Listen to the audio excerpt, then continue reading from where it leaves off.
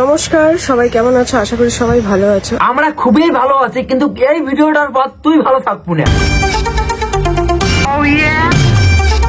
তোদের এই অশ্লীল ভিডিও আর যাচ্ছে না নিয়া, আজকে তোকে খুবই ছাড়বো ওরে ফুলমতি শ্রেয়া।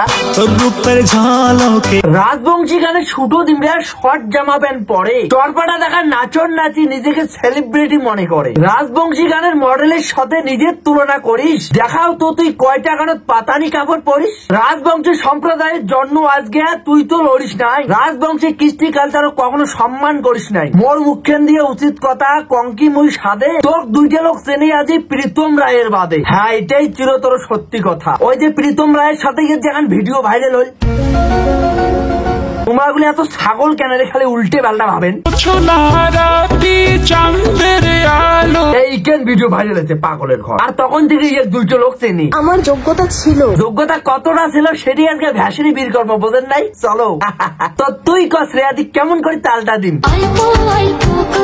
আচ্ছা ঠিক আছে, অল্প অল্প করিয়ে দিন, চাপ নাই। তো ক্যালটা বিশাল নাম মোর, লাঙল দিয়ে বং হাল, আর সোশ্যাল মিডিয়া ধৃঙ্গি করলে ঠিক মতো দিন তাল। চলো ভাই।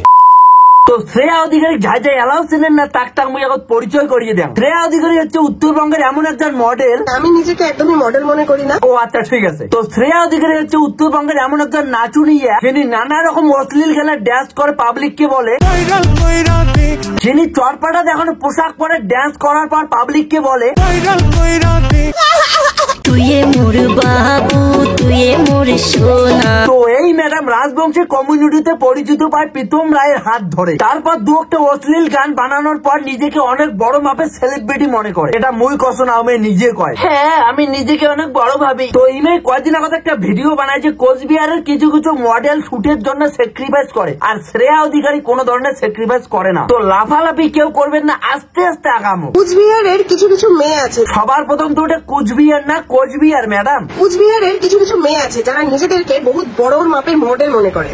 তো সবার প্রথমে আমি বলে দিই যে আমি নিজেকে একদমই মডেল মনে করি না। মুই কবার নাম তুই মডেল না, তুই খুব ভালো একজন মডেল, কিন্তু রাজবংশী গানের নায়িকা হিসেবে তুই একদমই যথাযথ না। কারণ চরপাটা দেখানো, অশ্লীলতা, নোংরা লিরিক্সের নাচা, এগুলো আমার রাজবংশী সমাজ কখনোই মানে না।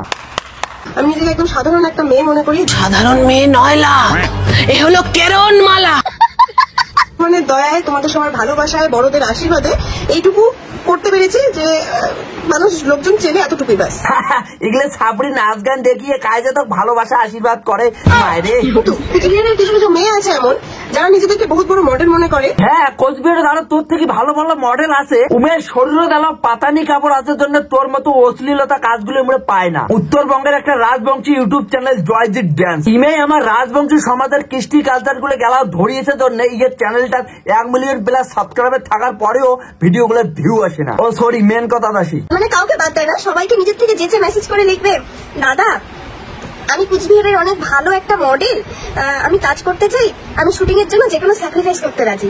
তো মানে এই ধরনের যে মেসেজ করে, মানে এটা কোন ধরনের স্যাক্রিফাইস সে করবে, মানে কোন ধরনের স্যাক্রিফাইস করতে রাজি শুটিং করার জন্য। আর এই ধরনের মেয়েদের জন্য, এই ধরনের মডেলের জন্য আমাদের ইন্ডাস্ট্রি বদনাম। শুধু 1 মিনিট, খুব সুন্দর কথা তো, তোর মধ্যে তো খুব ভালো জ্ঞান আছে। দেখো, যখন চরপাটা দেখা, প্যাড দেখা, পোশাক পরি আইটেম সংগুলো নাচিস, তখন তোর এই জ্ঞানটা কোটেছিল। আমার বুকের ভেতর ডিজে বাজে, তুমি সবাই নাচে। তখন এরকম নোংরা লিরিক্স এর গান নাচি আসলো, তখন তোর এই জ্ঞানটা করেছিল। তখন তুই ছোট জামা পরি হাঁটিস, প্রীতম পাটা আঙ্গুল দিয়ে পিছন দেখে দিয়ে যখন সোশ্যাল মিডিয়ার ভিডিওটা ছাড়িস, তখন তোর এই জ্ঞানটা করেছিল। তোর কাছে স্যাক্রিফাইস মানে কি খালি দেওয়াটা বিলি দেওয়া? আরে দিদি, সবাই তোর মতো বড়লোক ফ্যামিলি থেকে বিলং করিয়ে এই প্রফেশনটা বেশি নেয় না। অনেক গরিব ফ্যামিলি থাকিও মানুষ মডেলিং করার স্বপ্নটা দেখে। মানে কোন ধরনের স্যাক্রিফাইস করতে রাজি শুটিং করার জন্য? স্যাক্রিফাইস বলতে আমরা হতেও পারে যে কম টাকা নিয়ে কাজটা করে দিবে, খাওয়া দাওয়ার ব্যবস্থা না থাকলেও উমে কাজটা করে দিবে, এমনকি শুটিং স্থানে যাওয়ার জন্য উয়ে বুলেরো গাড়ি নিয়ে যাওয়া লাগবে না, পাঁচশো ট্রাভেল করিয়া শুটিং স্থানে যাবে। হ্যাঁ, এগুলো স্যাক্রিফাইসের মধ্যে পড়ে। আসল কথা হচ্ছে নতুন নতুন মডেল আসিয়ে দিদির কাজটা কমে গেছে।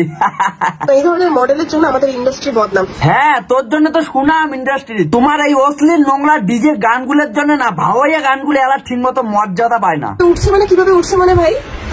আমার যোগ্যতা ছিল। যোগ্যতা তোর না, তোর চরপাড়া দেখানো পোশাকে ছিল, যেটা তোর অডিয়েন্সরা দেখতে পছন্দ করে। এটা তোর কোনো দোষ নাই, এটা তোর ছাগল অডিয়েন্সের দোষ। আশা করি তোর জন্য এইটুকু জবাব যথেষ্ট, মিস শ্রেয়া অধিকারী। তো সকাল সকির ঘর আজকের ভিডিওটা এই পর্যন্তই। ভিডিওটাকেও সিরিয়াস মাইন্ডে নেবেন না, ভিডিওটা শুধুমাত্র মজার জন্য বানানো হয়েছে। ভিডিওর কোন পার্টটা তোমার সব থেকে বেশি ভালো লাগলে কমেন্ট করে জানাবেন। চ্যানেলটা নতুন হলে চ্যানেলটা সাবস্ক্রাইব করে দিবেন, আর ফেসবুক পেজও দেখে থাকলে পেজটা ফলো করে দিবেন। আজকের মতো টাটা বন্ধুরা।